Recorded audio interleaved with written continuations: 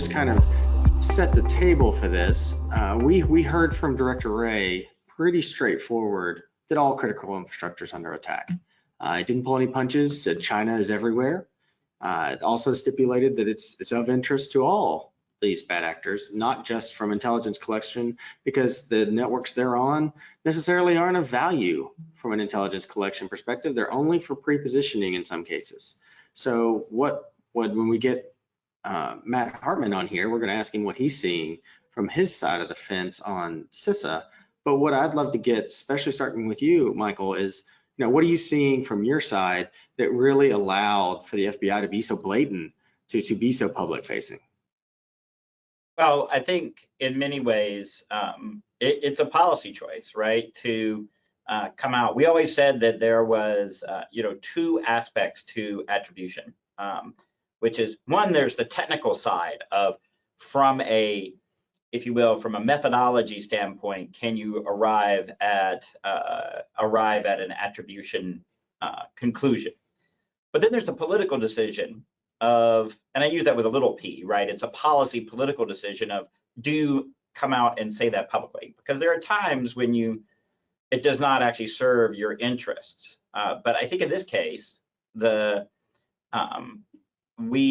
I think the U.S. government is trying to overcome a certain degree of complacency among a lot of businesses. And I see this frequently, it's becoming less and less true because of the wave of ransomware. But you still have businesses, I think, that would say, oh, I can't possibly be the target of a nation state, right? And I think it's sort of that the part of what the FBI, CISA, and the U.S. government more broadly is trying to do is no, really, just because you're a small, chemical plant over here, or a small, rural water utility over there, or an educational institution, yeah, you can still be in the sights of this nation state actor, because their goal is to be able to deter the United States from taking action against them, or to be able to cause damage and harm to us if it actually comes to that.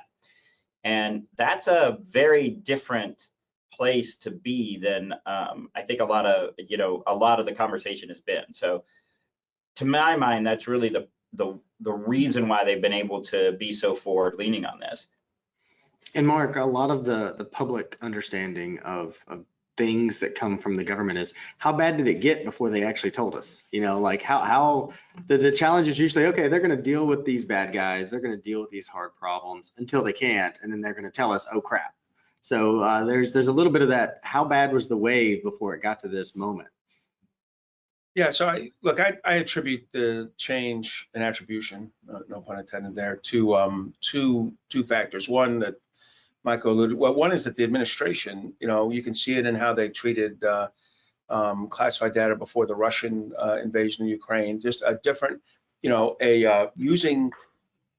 having your knowledge, your pre-knowledge of something to give it value, and to release it in a way that it can influence the policy debate.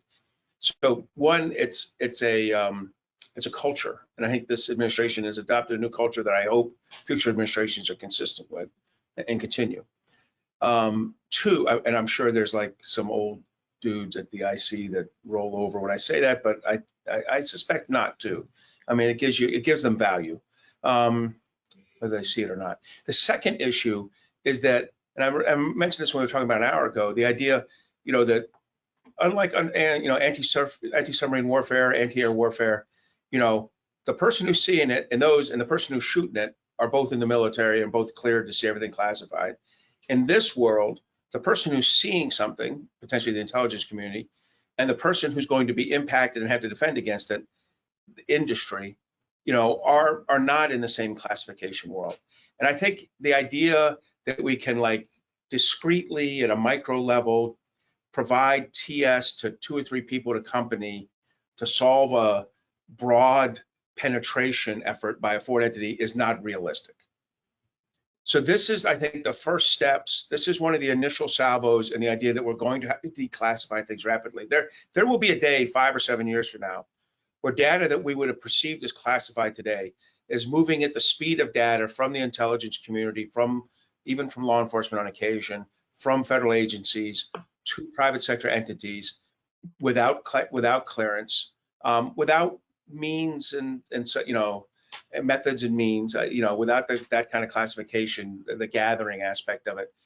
I think 5 to 7 years from now, this will be a nothing burger.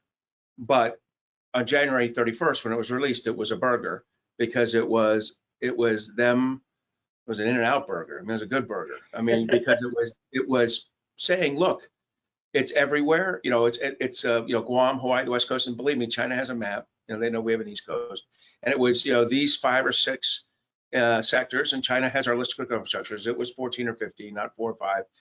But it was this warning shot to tell us we're there. So I think those 2 factors, and I give the administration a lot of credit on both counts for doing the right thing. I think this is a product of cyber being an elevated mission set now. I think the National Cyber Director helps, CISA's new authorities help, and Newberger's position at the NSC helps. All these things, the CCTI, I mean the CTIC, Laura Gallant's team at the DNI has reemerged, like a phoenix, and so these 4 or 5 things are making cyber something that makes the PDB that is up for discussion for release like this. I'm really excited. Well, and to get any action against all those things as we make positive impact, it really comes down to relationships. And CISA has been trying to build a lot of relationships in critical infrastructure, as has the way we saw with the Fort and DoD with the DIB. But what we are now recognizing is there's some decent relationships across these sector risk management agencies. But how do we leverage those relationships into actually specific threat packages that are helpful, things that are actionable for those target-rich, resource-poor kind of environments? And when we look at things like the agriculture sector, the health sector, and all of the big 4 of challenged environments from our 16 sectors that all need attention, Michael, where do you see some of those early wins that we can go after to try and amplify some of those good relationships that do exist and backstop them with some of these actionable efforts? Yeah, I think I would say that we have to build on those existing relationships. And I would say there's really 2 things that we need to do to make our collaboration efforts. Well, there's a lot of things we need to do. I'll highlight 2 that we need to do to improve our improve our collaboration efforts. One is we have to just recognize the scale of the problem. In any given sector in the United States, any one of those critical infrastructure sector, there are thousands of companies, thousands, which means that the US government is not going to be able to have a one-to-one relationship with all of those different companies. So we're going to have to take kind of a node of nodes approach, right? You hear about it like train the trainers, right? You're going to have to be using nodes to receive information and then pass that information on to the other recipients. So, you'll never be able to have that one-to-one relationship here in the United States that maybe you could in a much smaller country. So that's one thing. The second thing is we really need to be very clear about what it is we actually want these entities to do, what actions we want to take. And so we need to be passing them the information that they need to be in order to be able to take action. So that means we need to think about how the recipients are going to receive the information, and then what actions we're asking them to do. And I think that's also one place where the US government is really matured. It's not just, hey, here's a bunch of indicators, go find it, because 99% of companies can't do that. So, from my perspective, really tailoring that, really tailoring the intelligence to what decision it is, what action we want the company to take is really, really important. And Mark, we appear to have lost our moderator. So I guess we're like free range. Oh wait, no, he's back. Yes, I'm back. So this was a case of using too much bandwidth and getting our CISO mad at me. But so the question I now have is, Mark, when we start talking about, you can't go one-to-one, you have to go at scale. do we need to have sector-specific tools, or is there kind of a unified support mechanism that we should start to build momentum around and then just try to customize it at the edges? Well, look, I do think there are big differences between sectors. If I take a look at the financial services sector and water, there are elements in there. The billing part of the water can learn a lot from financial services, but on the ICS and OT systems that allow valve control, pump control, and chemical injection are much more similar to electrical power. So what I'd say is, what CISA is doing right now by creating cybersecurity performance standards is good. And then their direction was, hey, each of you sector responsibility agencies should tailor these for your sector. And we'll just keep rolling, Michael, and tailor these for your sector.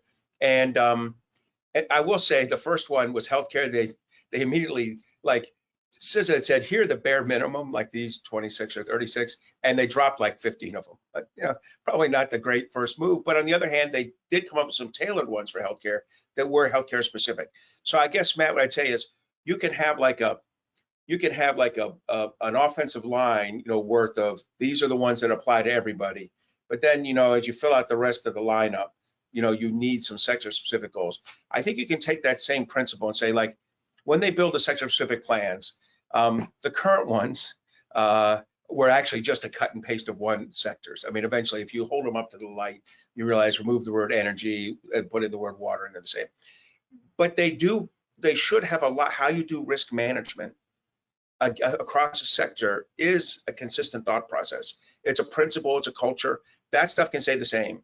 But the things that are unique to that, the use of OT systems, the use of high speed, the more high speed, high fidelity data involved in financial services transactions, those are unique. So what I'd say is you can have a lot of shared investment in how to do things with some sector specific requirements on there. So I don't think you can get rid of it, but I do think you can learn, you could definitely build on each other.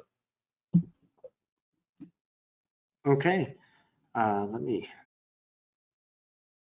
just making sure you can hear me. Yes, okay, thanks. So one of the things we also were trying to see is Secure by Design has this great promise for over the horizon healing of some of the sins of the cyber past and getting secure software, secure devices, and things downrange that are going to mitigate a lot of the risks that we're dealing with right now. But that candidly is likely a 5, 10, and future scope goal. So, Michael, where do you see us going to kind of cover down that gap? Because it's just going to get worse in the meantime. And do you see some bulk efforts that are really going to have some scalable impacts that we can do while security by design measures try to catch up and solve that back end problem? Yeah, so believe it or not, this is actually one place where I think some AI capabilities will in fact be quite useful to the defense. That we can use some of the analytic capabilities, the discriminatory capabilities, as well as, so both discriminative AI and generative AI, to really look at how you eliminate or mitigate vulnerabilities in whole classes. So rather than having to go vulnerability by vulnerability, and we're now generating like 25,000, 28,000 of them a year, right? Rather than having to go vulnerability by vulnerability and patch and mitigate, you can now use some of those technologies to say, okay, these are mitigations that will actually apply across a whole class of vulnerabilities all at the same time, right? And that will be very powerful for leveraging what the defense can do. So that's one thing. I think another thing is that we also need to look at how we prioritize in the patching cadence and really start to refine our tools for how we do that, and making sure that we are applying the best practices of not just looking at the severity score, but also the likelihood of exploit. So that's where you've got things like the CISA KEV list, right? The known exploited vulnerabilities list, the exploit prediction scoring system, which makes a prediction of how likely the exploit is to be, or how likely the vulnerability is to be exploited over the next 30 days. So you start applying these tools so that you can really prioritize where you're putting your limited resources on the defensive side to give space for that secure by design to come to fruition. So those are at least a few of the steps that we can take. And Mark, what do you see as kind of leveraging things like AI and other tools to kind of fill that gap, or is there a policy thing we should start to look at just for the meantime? So first, I do like to remind myself that like the most significant things that have happened recently have been really basic penetrations. I know we like to, and so whenever I start thinking about secure by design, I think about application of AI in here. I have to remind myself that Change Healthcare was a multi-factor authentication hit. That 90+% of all ransomware starts with a successful phishing or social engineering attack. So just with that as a kind of a normalizer, I would say I'm really excited about secure by design. I'm even more so than secure by default because I do not trust our senior leadership. I think that the number one likelihood, if I go to a large company and they tell me there goes Michael, and they tell me there's 4 people here who are not using multi-factor authentication, I'll start with CEO, chairman, COO, CFO. You know what I mean? It's the senior leadership. The people who have the most valuable information are the ones not practicing secure by default. So I like secure by design. I think I don't think it removes the requirement to be doing anomalous activity detection. In other words, no one thing, just like firewalls didn't stop the problem, endpoint detection doesn't stop the problem. Secure by design as a concept doesn't stop the problem. You still have to assume penetration. You still have to have it. And that, to me, that's where AI comes in. I think machine learning has already informed to a great degree the performance of our anomalous activity detection systems. And I think AI will only make that more accurate and more usable. And it'll have an effect for the offense as well. But I think on the defense, the combination of AI and ML in your anomalous activity detection is going to allow for rapid identification. Now, what's going to have to happen is we have to move to automated response, because the offensive tool, it's much more likely the criminal or nation state actor is going to be using a automated offensive tool as they go around your system. So not only are you going to have to use these tools, procure these tools, install them, maintain them, but then you're going to have to rely on them, trust them, to allow yourselves to have an automated response to what it detects as anomalous activity. Well, and we're seeing more and more emerging technology get incorporated into all things critical infrastructure, which natively takes us to the OT or IoT or ICS conversation. And Michael, do you see that, we're going to have to relearn some hard lessons here, or are we at least headed in a good way for at least the way industry and government should be working on protecting critical infrastructure for that OT topic? I mean, I do think that we've got a leg up, right, in terms of the fact that because a lot of the organizations that operate OT systems and manufacture OT systems also have IT systems, and they've seen what has happened in that space, right? They can see what's coming with the capabilities that the adversaries are building to disrupt operational technology systems. So I do think we've got a leg up there. I think part of our issue with these systems in particular is that even more, if you think we struggle with a legacy problem in business IT, wait till we get to the OT ICS world, right? Their legacy, we would call a system from 5 or 6 years ago probably a legacy system in business IT. Like, that's not even legacy in OT until it's like 20 years old, right? Like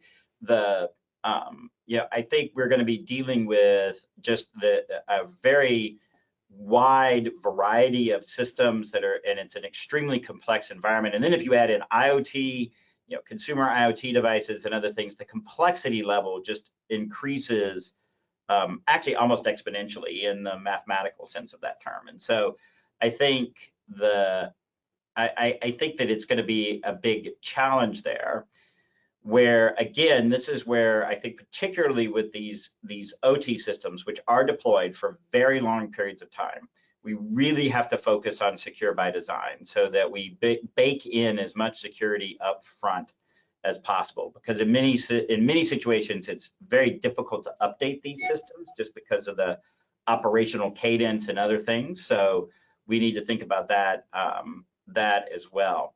So I do think that this is going to be an emerging area, and I think it, you know, like Mark was talking about in some other areas, like in 4 or 5 years, we won't make a distinction between business IT and OT and ICS in terms, like we'll just talk about needing to defend the digital environment.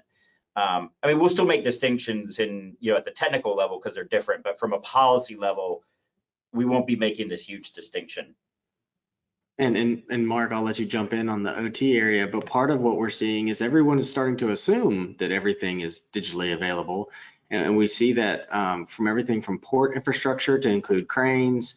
It makes us reconsider things like supply chain. Like, where did I get that part if I'm going to plug it into my network?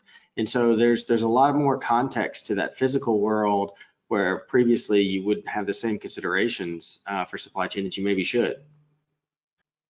No, thanks. And I pick up on the, first of all, I agree on the OT. And you asked the question, is it going to be hard or easy? Well, it's cybersecurity, so it's always going to be hard. But I would say one of the good things is that, like here you worry again about have and have nots, like energy and maybe pipelines are starting to be a have, water's a have not. But the good news is a lot of their OT systems, if done right, they can have water can benefit from the investments that they're being made in energy and pipelines. The other thing this brings to mind for me, and I'm glad you mentioned ports, is there's a piece of infrastructure, and we don't think of this as OT, but our PNT signal, our position, navigation, and timing signal, coming from our GPS satellite networks. You know, we were first up. We had a well-managed, you know, constellation of 24 plus satellites that's been fantastic for 40 years, but it's 40 years old. And the European Galileo, the Russian Glasnost, the GLONASS, I mean the Chinese Beta, they've all come up. I'm not averse to operating off of Galileo. I'm a lot averse to operating off of GLONASS and Beta, you know, Russian and Chinese systems. I promise you, some of the phones, you know, used by people today in this SIG can and do on occasion use GLONASS signals. Now, the real issue I'm worried about here is the jamming of those signals and the idea that so many of these critical infrastructures are reliant, their OT networks are completely reliant on a PNT signal. The ports are a great example. It's not just the big crane. You know, we were getting really excited with cranes about the cell system, you know, that could transmit back to China, and that's certainly an issue. But it's also operating off that PNT signal. It's completely automated, as are the gurneys that move things around, and the rail system, and the doors to the port, the gates to the port, everything uses that PNT signal. So if it's jammed, our ports are going to stop functioning. The same is true in our airport operating authorities, our rail system, our agriculture. I mean, John Deere's launching its own satellite network. I mean, you know, this is a significant issue. And we're operating off of a L1 frequency that is failing to meet the mark, even with military support around it for the Ukrainians in Russia. And we're hearing anecdotally of, you know, the Israeli jamming being pretty significant. My point on this is we've got to really start thinking to ourselves, how do we get ourselves right so PNT is supporting our OT systems, you know, 3 and 5 years from now? That's probably the L5 frequency on a new generation. And just to put a bow on how stupid we are sometimes, we launched the first 17 satellites of GPS-3. You need about 4 more to call yourselves initial operating and get running. We've had 4 of them sitting in a barn since COVID for 3-4 years. And Space Force doesn't prioritize them because the military doesn't need it because they have some workarounds. But our private sector does. And you almost want to shake Space Force and say, do you understand, Space Force, that the military needs the rail system, the port system, the aviation system, the electrical power grid? By the way, electrical power grid does it, particularly in the East Coast, for synchronization and frequency management. My point on this is, if we don't have this GPS system working in a jam-free in a jammed environment, we're going to be in a lot of trouble. And we have an actual solution, paid for satellites, paid to even have the launch fees done, sitting in a barn or a warehouse because Space Force doesn't see the value of it. It is really disconcerting, and we're trying to get Congress involved in it now. But this is something that Representative Gallagher, Senator King, and I came across, and we figured it'd be fit during COVID. But we figured, well, they'll of course launch them. They're not stupid. Well, we're 4 years later, they haven't launched them. You can determine if you think that's stupid or not. So we're pushing back on it. But that, to me, that's like this unknown OT vulnerability that's killing us. Well, and that brings us to having the right people to help prioritize those decisions, and having the backgrounds and the understanding of where some of these risks lie. It ties us right back into a very popular subject area of workforce. We see that groups like CISA are hiring and taking some major steps in getting good people in the building, but that's a limited scale and good for them, but not great for everybody. Are you seeing some successes in getting that pipeline more robust? Are you seeing some things like that? So Michael, I'll start with you, and then we'll pitch it over to Mark, because we've got about 4 minutes left. But on the workforce, are we making some gains? So we are, and I think you can see this just in terms of the number of, for example, the number of training programs that are out there, right? The number of colleges and universities that now have cybersecurity programs, right? The way that we're starting to broaden out the pipeline. The issue is that the demand is still growing faster than the supply, and I think there's a few structural things that we need to do. One of them is we still haven't sort of professionalized and regularized that we have taxonomies right now of different cyber functions, like the NICE framework, the National Initiative for Cyber Education, and things like that. But we haven't fully sort of professionalized and regularized the workforce to say, okay, here's the level of skill and experience we need for this kind of work. Here's what we need for these specialists, and we've got too many places that are still looking for like the person who's willing to take the first year salary but has 8 years of experience, right? Like we're still looking for the unicorns, and that's a wasted endeavor.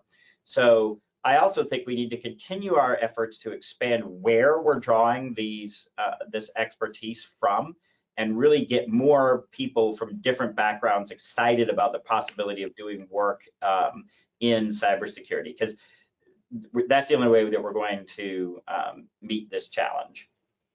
All right, and Mark, I'll let you tap on workforce and close us out. Okay, thanks. So first, you have to break workforce up into two issues. There's the federal workforce and the national workforce. Federal workforce, DOD put in place with some help of Senator McCain, a cyber accepted service about 5 years ago, and you're finally starting to see it work. The intel community had done something about a decade ago, and it's definitely working. So those two are in much better shape. So the obvious answer is let's go fix the .gov the same way. And of course, you run into a three-letter word, and it's not OMB, Michael, it's OPM. And look, OPM is one of those organizations where everyone's trying hard and it's not going to work. And so I just feel like we're working with them now to see, can we get to a cyber accepted service? They get pressure from unions, pressure from other things, pressure from agencies that don't like the idea, that surmise that their cyber, which they've never considered a top priority, say at the Department of Agriculture, is now going to cost more money. They don't like that. They don't like it when food inspectors cost more money, but they figure that's a priority. So first we got to fix that, a cyber accepted service. We also don't onboard properly. So, we've been pushing something called a Workforce Development Institute, where you actually hire people, and as you hire them in USA Jobs, you put them through a 3 or 4 month online course while they're getting their clearance. So when their clearance comes, they get matched with the job, and they actually understand how the government works. I promise you the success rate will be higher, if people do that. And it's got a mid-career management thing in there, and it's got some HR training in there. So it's a really good idea. Everyone supports it. Probably won't pass, but we got a Senate and House versions moving on that. So to me, that's the federal government. But the national one is harder. And it's harder because the federal government can mandate a standard, and I think they do. And the team at NICE NIST has done a good job, as Michael referred to it. They need money, by the way. They've had no budget change in 8 years, or no, it should be 10 years. And amazingly, it's not getting updated in the way, say, DOD. So DOD just started running its own NICE NIST, basically, which is not terrifically healthy, but it's what happens when, DOD does not wait for you if you don't have money. They'll move on with their money, and they have. My point on this is that the federal workforce, has some opportunities to get this right.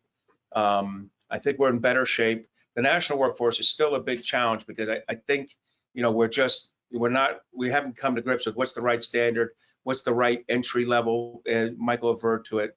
It's much more likely that GED, high school degree, is the entry level for a lot of the cybersecurity jobs that we probably thought were bachelors. Not all, but a good number of them. And then the question is, what skill sets do you have? What certifications do you have? And I like what Google and Microsoft and others are doing to try to establish a better flow path, a vocational education flow path for that. That's probably the long-term solution, but we're not there yet. So thank you very much for the chance to talk about it.